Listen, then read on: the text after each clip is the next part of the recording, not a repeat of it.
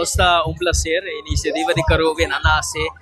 for the documento na nossa revisar, for the local que nós recebi como comentário na de nós visitantes ng local nang kung Aruba nos ter mais experiência nang kuda promover nos cultura, nos autenticidade, nos identidade. Cultura e Carubbian ta uma iniciativa nang aqui ko nos alogra introduzir back depois de hobby tempo aya passar nos fazer primeira edição a base de compromisso com minha persona hasi com Sanicolas pero conhecendo nang com nossa comunidade para por 13 festival aqui back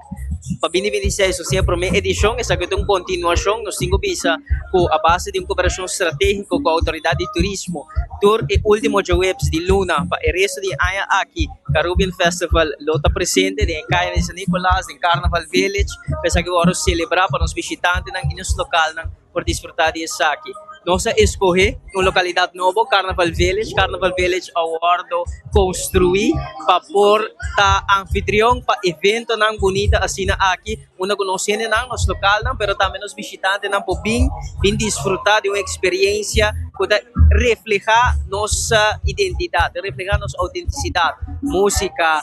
local que tem aspecto culinário, local que tem nossa autenticidade, local que tem hobby persona awe ko ta produzir ng próprios souvenirs ng ko ta vende sa kinang ko ta oferecendo na comunidade e visitante ng kuting mas ko 35 vendors awe presente ko ta crea um spin-off econômico também para todo microempresário ng awe ko ta participando eta um conceito sumamente bonita importante seguro para conta com sustento de turismo de ângulo de turismo de Aruba e para nós sumamente um prazer e um honor e porta presente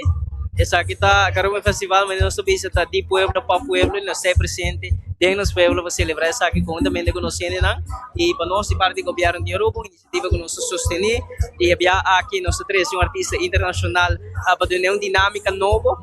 para sim, edição aqui sumamente especial